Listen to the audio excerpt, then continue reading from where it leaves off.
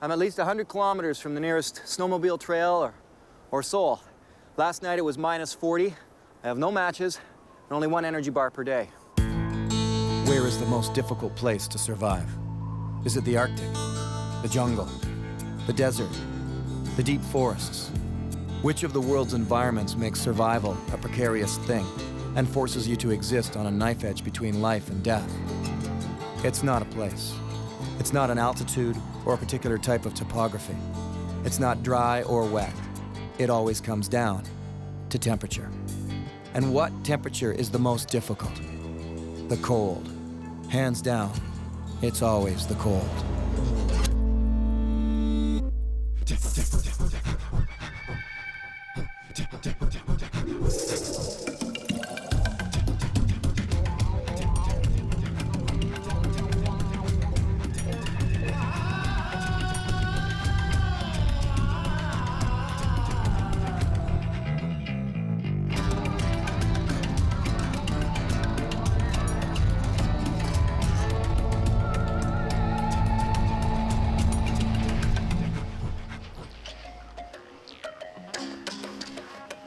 In the year 2001, I filmed myself surviving in the far north of Canada, and it struck a chord with anyone who saw it. So I was asked, what else can I do? And before I could stop the words from leaving my mouth, I foolishly answered, how about the winter? And so in the middle of January in Canada's far north, in a deep cold snap, in the year 2002, I set off again on a survival endurance test to take on the challenge of coping with nature's best and worst during the most unforgiving time of the year. Flights like these are always anxious and foreboding. They're filled with fearful thoughts and doubts. What am I getting myself into? This is foolish. How do I survive out here, completely alone, devoid of human contact or help in the most difficult survival situation of all? Deep cold. This is crazy.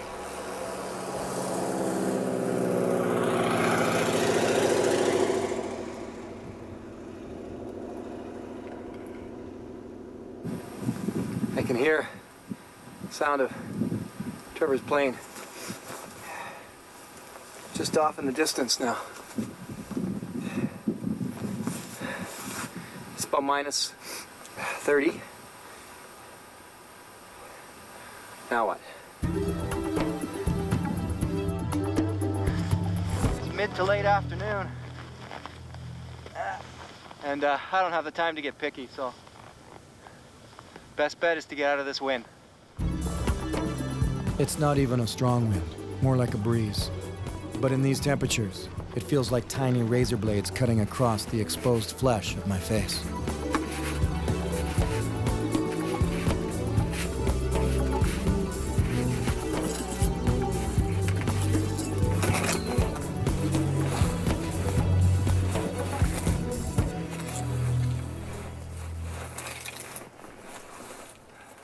See if I can find a good little shelter here somewhere.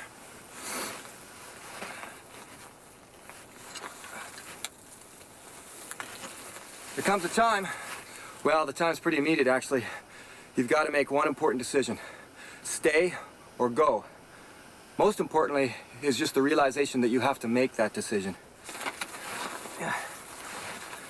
If you stay, you have a chance to build camp, make signal fires, and maybe start hunting. You might have a situation where you're simply waiting for a better chance to travel, like waiting out a storm, or perhaps waiting for freeze up. Or maybe there comes a time when you realize they ain't looking for you anymore, and it's time to get out of here. No one will be looking for me for at least 7 days. So whatever happens out here is entirely up to me. I have only choices, as limited as they are. But I still have to make the right ones. My very survival depends upon it.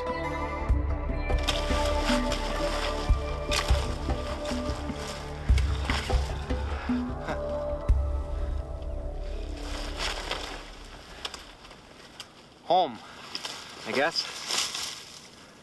I don't have a lot of options here. You know, in the survival books, they always show some guy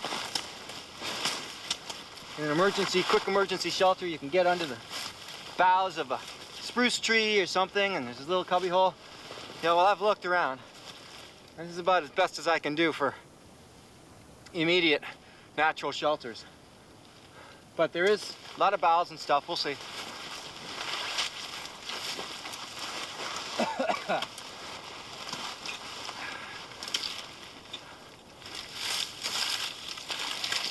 I got to get in here and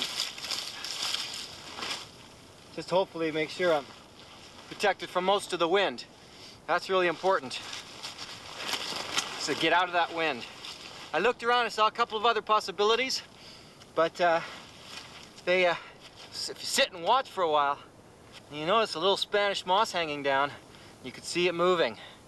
So you knew there's a breeze working through there. When I sat for a while and looked at this spot here, everything's still, so hopefully I'm in a little protective cove.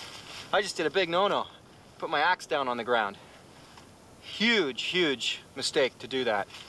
Do not put your axe on the ground, especially in the winter time, because you'll lose it in a mere second.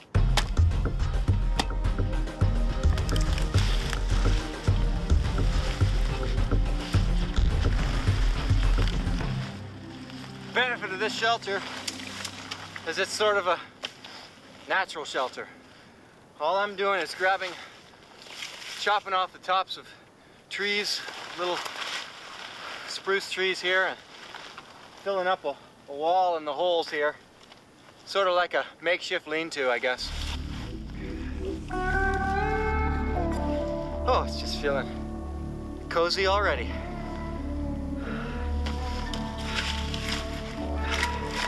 I gotta keep my humor up because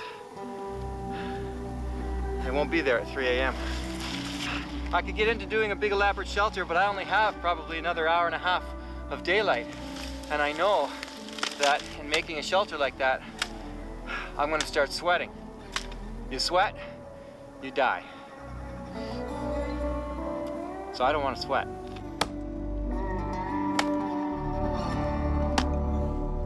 Yeah, this is possibly dangerous. You better know how to wield an axe before you start doing this. Any injury out here is deadly. You don't have to use your axe. Don't. Break things off. You want to save the axe. Keep it sharp. Now, all of that said, I actually did bring a file with me, because I rarely take an axe along without a file strapped to it. Because a dull axe makes you work a lot harder. These boughs are going to be good insulation for the shelter, both underneath me and all around me. Try and make like a cocoon.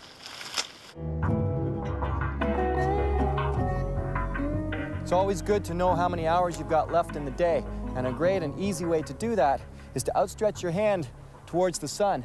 And on an average hand, each finger represents about 15 minutes. So if you just touch the bottom of the sun and then count down to the horizon, you get a good approximation of just how many hours are left in the daylight.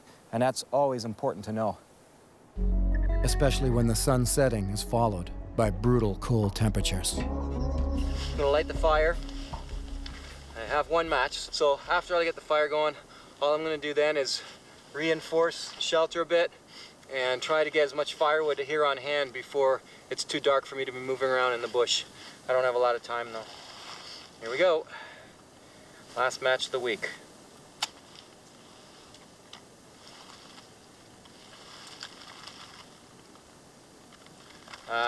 Birch bark.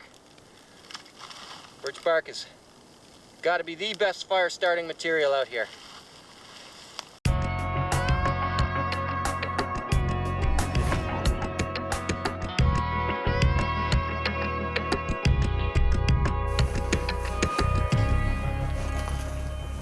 Well, it was definitely a cold night. I kept the fire going and I was able to just keep feeding it all night. A lot of shivering, very little sleeping. It's warmed up a bit. It's about minus 17 right now. So it's not so bad. Let's find out what I've got to work with here. First thing, very valuable in survival situation, rope. 1,001 uses. Flare. Well, we're going to try out a flare. Never had a chance to do it before, so we're going to try it out this week and see how that works. Signal mirror. Excellent. Well, take a, it's stuck in there, but take my word for it. Inside there's a small mirror. Can used not only for signaling airplanes, but you can also check your face and see if you've got any white spots in case you've been out in the wind. Make sure you're not getting frostbitten anywhere. Ah, a hot hand. That's got to help me out at night, for sure. Only one, unfortunately, and there's 7 nights to deal with. A whistle, vital. You can go behind a tree in the bush, even in the summertime, but especially in the winter. Yell your lungs off. No one can hear you. A whistle helps to cut through the dense forest cover a lot better. Same thing with trying to go across rapids. Very difficult to hear a human voice. Flint striker. Going to get into that later for fire starting. Excellent item to keep with you. You can drop this thing in the water, pick it up a year later, and it still works. Aha! Garbage bag. Not just any ordinary garbage bag, an orange garbage bag. I've got a shelter cover, I've got a raincoat, I've got a signaling device because orange is going to show up a lot better than dark green. If you can take a garbage bag, make it an orange one. Fishing line, and some lures to go with it. And what's important with these lures, as well, is that I've purposely chosen winter fishing lures. And that's another thing that's key. When you set up your survival kit, make it something that's conducive to the season you're in. So in this case, something for winter. With my first zone of assessment considered, what I'm carrying, it's time to see what's around me. Now these tracks here are woodland caribou tracks. Unlike its counterpart up in the Arctic, they tend to be a very solitary animal, very difficult to see in the boreal forest, especially in the summertime. But in the wintertime, they will come together in small little communal groups. And the great thing about what you can see here is the difference in time in these tracks. These 2 tracks here beside me, who knows, maybe a couple of days old or so, but it's been windy for most of the day, and those tracks over there aren't wind blown at all, so we know that an animal has come through here pretty recently. Further on up there, you can see where there's some bit more snow muscled up there, mushed up. What happens is they will often come together in little groups out in the middle of lakes, and who knows what they do, just hang out and talk, but they do tend to come together out there, walk around. This is probably more than one animal, as I see some other tracks around the area here. But animal tracks are nothing more than that. Tracks. You can't eat them, and they won't keep you warm. And the truth about the wilderness is that it's not crawling with available game and easily caught food. This is brutal. This is why you want to stay away from hills as much as possible. This is where the hole in the snowshoe, this is what it's all about. My toes are slipping down into the bottom of or through the hole of my snowshoe, and it's my toes that are gripping the hill to help push me up, which is difficult in this powdery, poofy, slippery snow. Again, that's why I so much prefer using moccasins rather than boots. I can feel the ground with my toes. I can get that little extra grip in there. Not easy though, either way.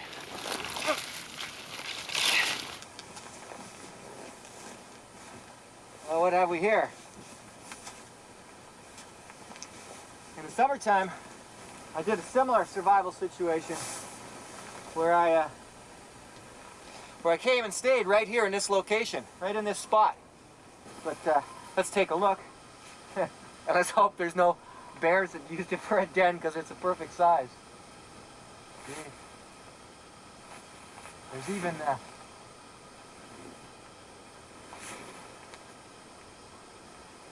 even frozen, as if there was like an air hole coming out here.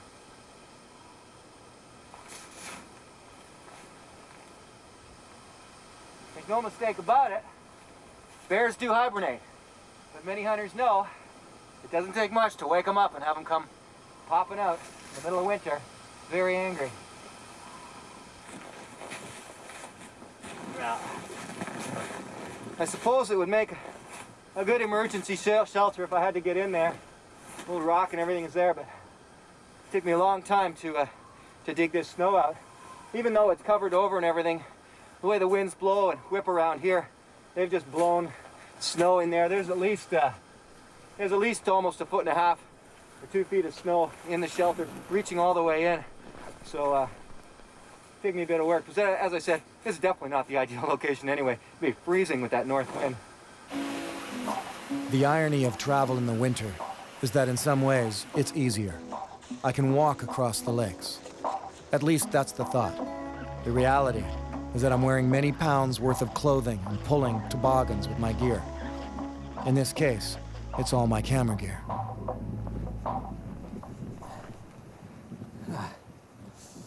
Even in the wintertime, you've got grass just sticking up out of the snow. If the snow's not too deep sometimes, it's almost always nice and dry.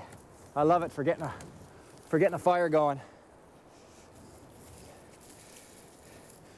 It gets a lot tougher to get a fire going in the wintertime.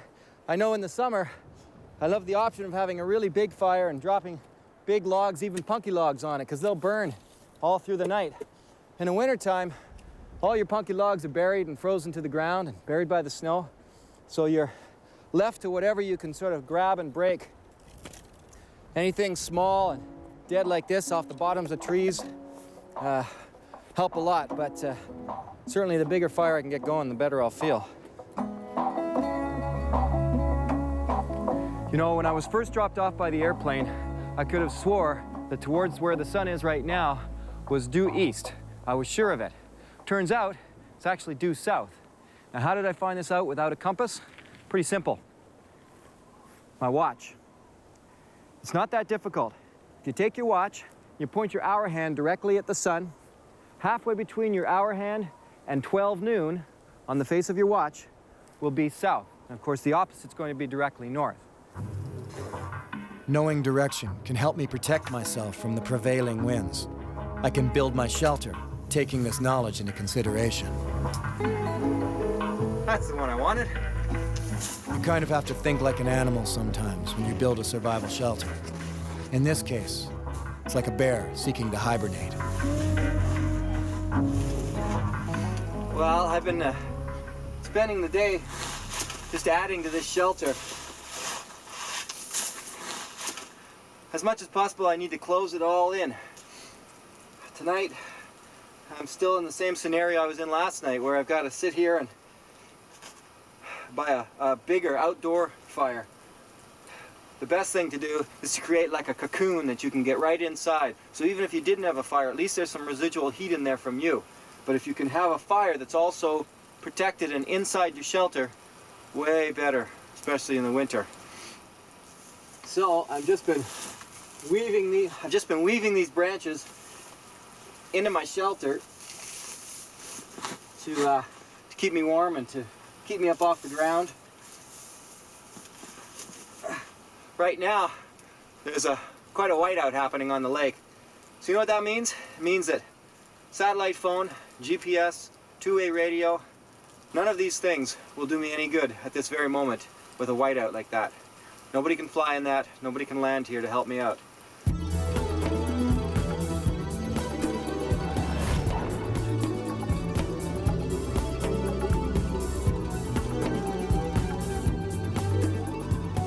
Like the proverbial devil disguised as an angel, the winter is beautiful, but deadly. Time to make fire again. This time, I'm going to use basically the traditional pioneer method.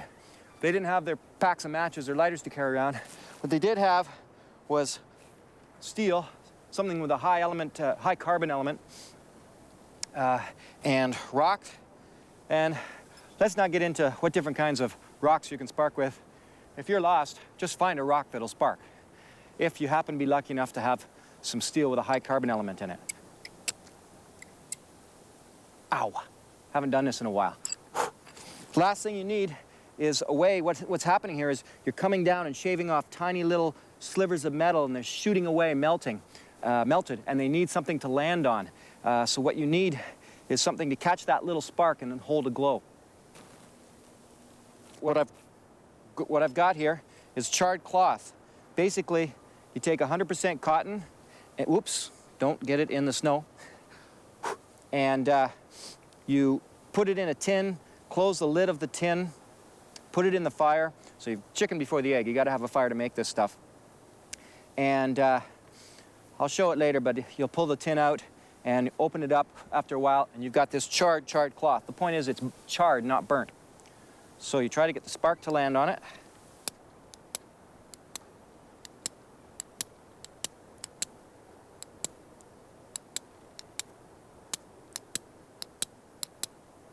Oh boy, not a good start.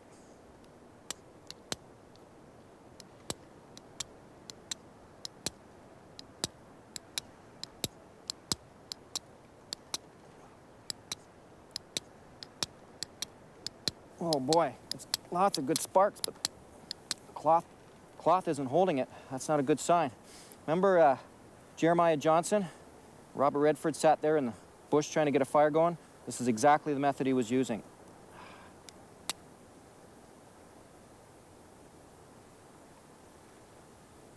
Got her.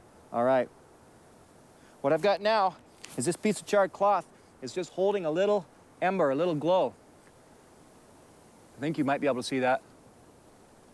That gives me some time to put it in my tinder bundle, which is this collection of dried grass and Spanish moss, cedar bark that's been all schmucked up there, sort of broken up in that. And try to make yourself a little furnace here.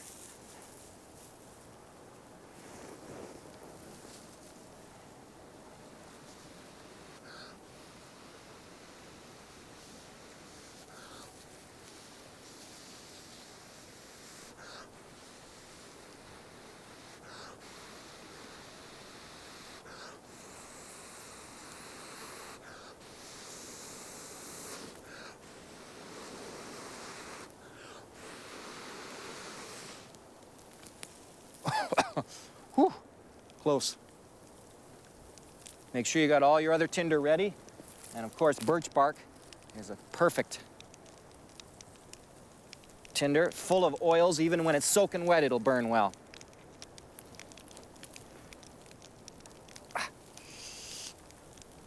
Oh.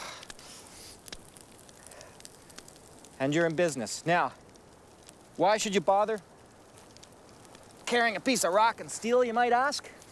Well, true enough. I'd much rather carry matches and a lighter. But the point is, what if you only have a few matches left? Or you run out of fluid in your lighter? All you have to do is figure out a way to make your charred cloth. If you don't have 100% cotton, which is what it takes, so you can use the bark from a punky tree. You can make charred cloth. If you found a way to get a spark like that, you can extend the life of your lighter and your matches and not even have to use them. And that may matter a great deal if all you have is a handful, 3 or 4 matches on your person. Whew. Fire is my greatest defense against the brutal cold.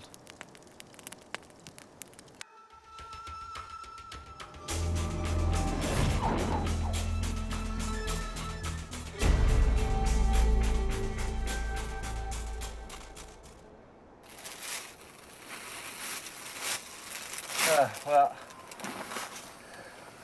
welcome to my chalet. Well, I made it through another night. Obviously, I must have got enough sleep for my fire to die. Is that ever vital? One thing that should be part of your plans for surviving is getting sleep, getting rest. If you get to the point where you're slipping into exhaustion, fighting hypothermia becomes extremely difficult. Even if all you get is 20 minutes at a time, which is about maybe 15, which is about what I got last night, that's fine. At least you're getting some sleep. You need that rest to be able to think clearly. The only way to stay warm now without burning up all my available firewood is to keep exploring, keep moving, but slowly and cautiously, without sweating.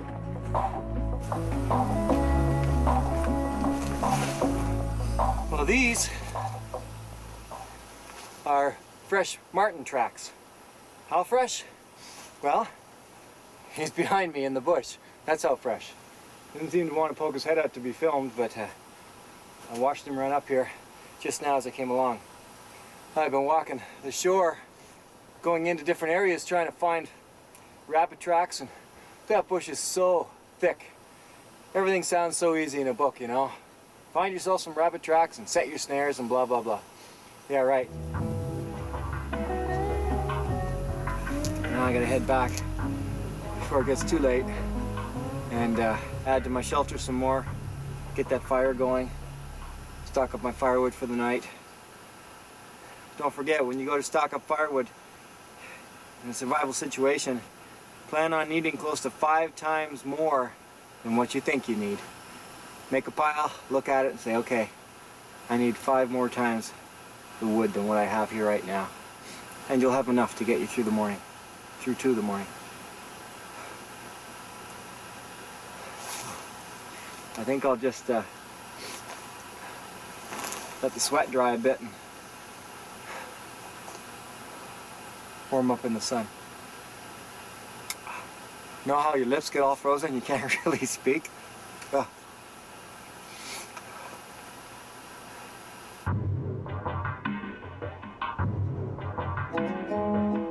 The wind is a great enemy to my skin.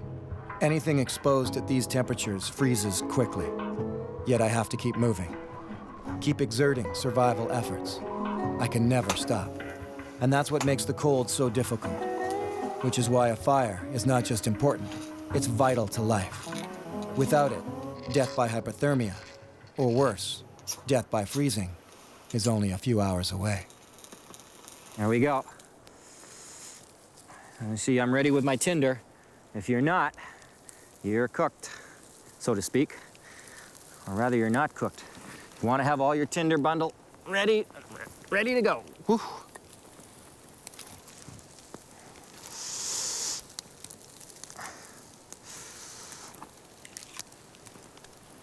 Ah. Now, another thing that's important.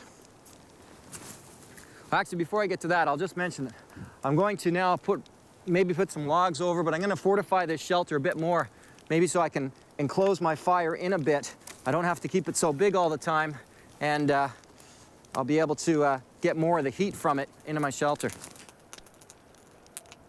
Well, it's end of day 3, and oh man, it's cold. If the full moon brings with it clear skies, then it's going to be very bitterly cold tonight too. I hope not.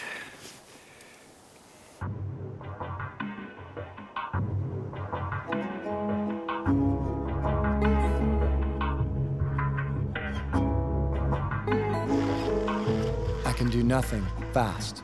Speed means sweating, and that's dangerous. Working too fast or too hard means burning up calories. I can't stop, but I can't work too hard either.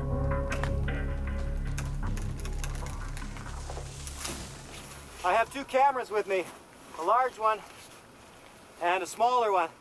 Big one's just frozen up. It just takes a long time to heat it by the fire. So I'm reduced now down to 1 small camera. I was able to stay warm last night. Well, let's just say I was able to stay alive last night just by mostly feeding the fire and sitting by the fire. The full moon helped me to be able to see the trees around me. I stocked myself up good with firewood before the night fell. But I also used another trick involving these guys, which, thanks for the axe, helped me to have access to. I can't believe how cold it's getting. Minus 37 was just brutal last night.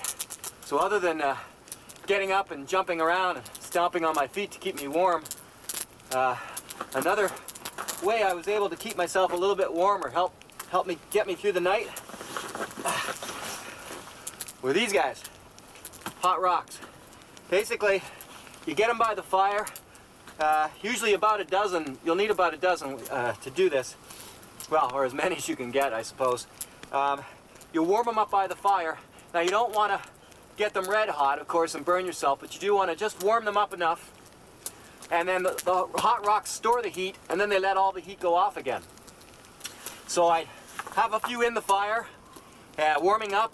I pull them out, and I tuck them in around me, back inside the shelter.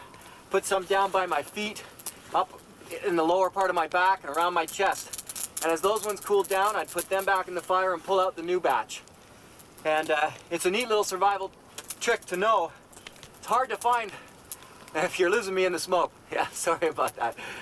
It's hard to find rocks in the wintertime for sure, but overturned trees often will have them exposed on their root system.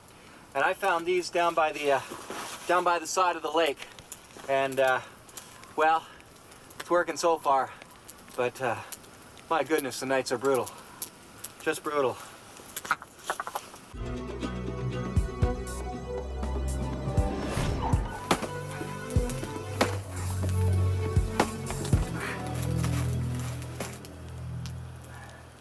I'm just making myself some spruce needle tea. Pine needles, spruce needles, cedar boughs. I make, well, they call it a bush tea, but it actually has kept people alive. It kept them from scurvy in the past and throughout history. And the explorers, they're loaded with vitamin C. Some people have died of scurvy.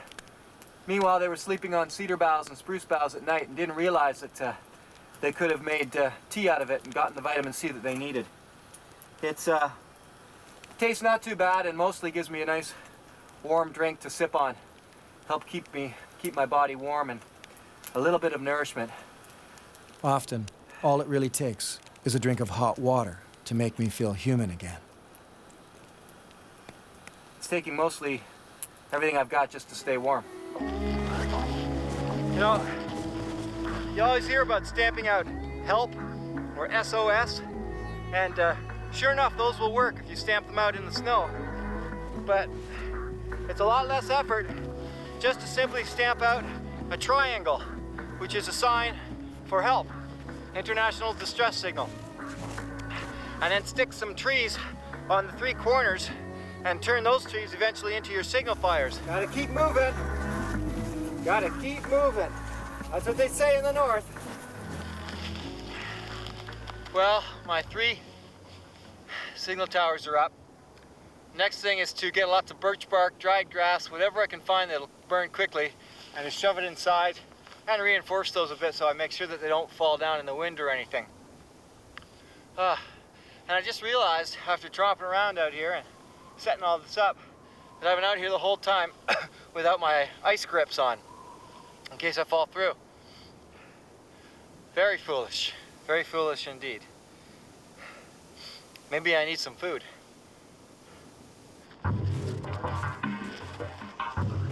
Usually, someone trekking through the winter wilderness needs from 6,000 to 7,000 calories per day to handle the tough going, walking in the deep snow, and dealing with the cold temperatures. I'm getting 0 calories now. The power bars I started with are long gone. So it's easy to become exhausted in these circumstances.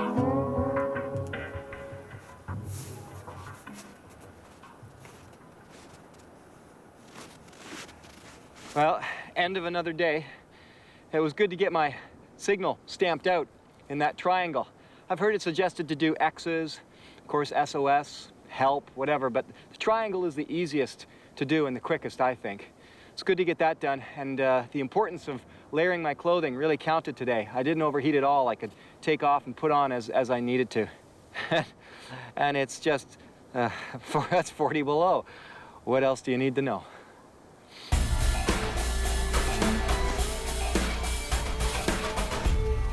Well, I'm about 100 kilometers from the nearest soul out here. One thing about the winter, at least, is that traveling can be easier. Forget about it going through the thick bush, unless you've got snowshoes. But at least you can get out on the lake and move around. I know when I've done summer survival simulations, you can be trapped in one little location, unable to get past swamps, unable to get past the lake. At least in the winter, you've got a little bit more mobility, even if it is freezing.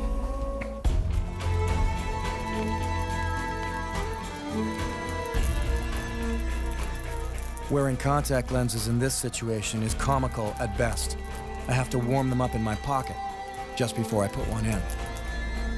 You probably can't hear that, but there's a big jet going right over top of me.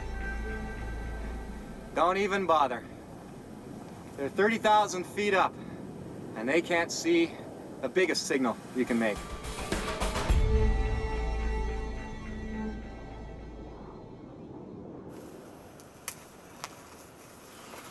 some cedar boughs to add to my bush tea. You know, wild edible plants in the summer is a great thing, but it's another story in the wintertime. I've been looking around for Labrador tea to, my lips are still frozen, to add to my bush tea. I haven't seen any anywhere. Rock tripe is another, that's that black curly stuff that you see on rocks on the sides of lakes and rivers usually. That can also be boiled up and softened and eaten. It's a little hard on the system, but it does have starch and some nutrients in it. If I remember correctly, it's what Franklin survived on. Rock tripe, tripe de roche.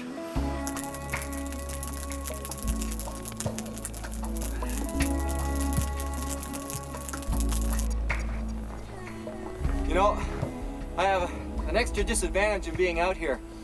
My fingers freeze really easily. And when I try to work on this stuff, which is touching the cold bare metal, they're frozen very quickly. It's very scary because at times your fingers can numb up so badly and be in so much pain you just can't move until you can get them warm.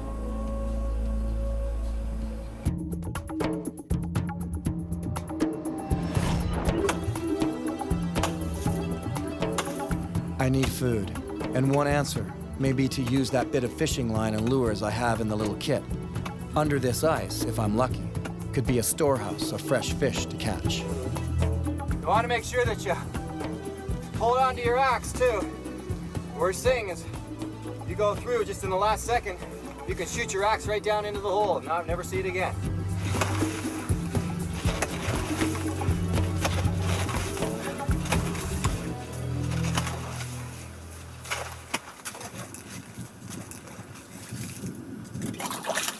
You can see as soon as I chop it out, the water keeps seeping in from the side.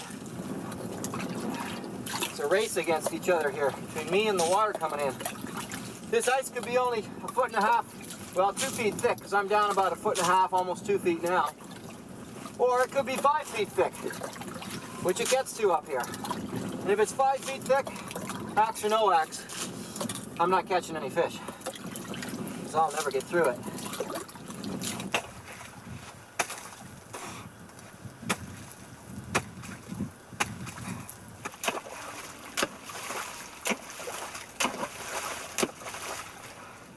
Success! Now that the water's shot up like that, I know I'm through. So I just got to make sure I got a hole big enough to get a fish through. And if I don't, I'll have to get a pole and try and make sure the hole's big enough to pull up a fish. Getting wet was absolutely a bit of a dangerous move. So before fishing, I did go back to my fire to dry out.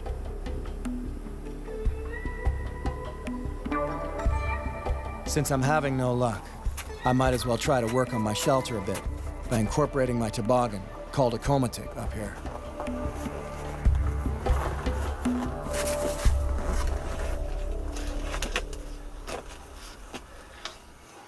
I've been making use of my komatik here by just helping to cover up the shelter a bit, and then I pull my fire in closer to me, and I just keep a nice small fire, and it's helping me to stay warm at night and beat some of this brutal, brutal cold.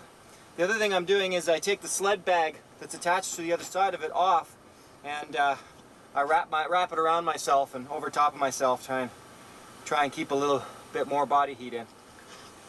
Anything you can use for shelter and warmth is fair game in the survival world. In survival, methods to obtain food or fresh water, or ways of being protected from the elements, must be tried and tried again. After all, what else do you have to do out here, other than try to make your situation a little easier on the body? You must always be attempting to improve your circumstances, or perishing is just around the corner. Well, one thing you can do if you want to keep your hole from freezing overnight is get a big pile, just push all kinds of snow over top. 6 feet long and 3 feet high is not overdoing it at all. You want to try and keep it from freezing up. You have to go all through the chopping all over again. Now in my case, I've got the axe though, so I know at least with an axe, it's only going to freeze a little bit, it's not a big deal. It's more when you don't have an axe that I get worried about it. But Overnight, the surface of this water froze more than 2 inches. That's how cold it was.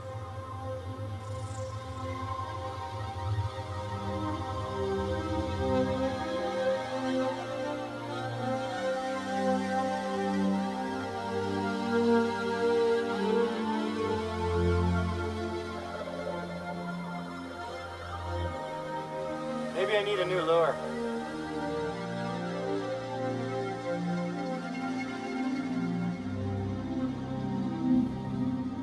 I was supposed to go home this day. Nature has decided to play games with me. Perhaps hold me for another night of the cold. I can't be sure. And I don't know if they're coming to get me. You can't fight weather. If it's a whiteout, it's a whiteout. Planes are grounded, so are helicopters.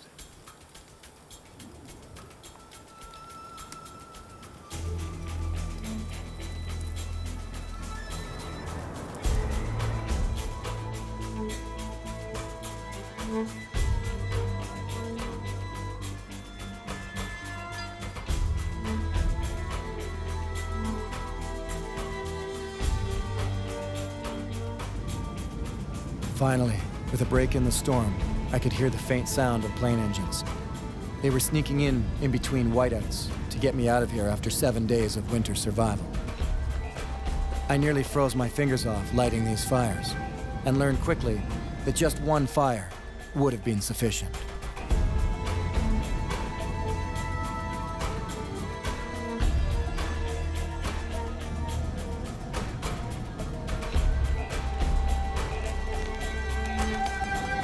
Three fires is overkill.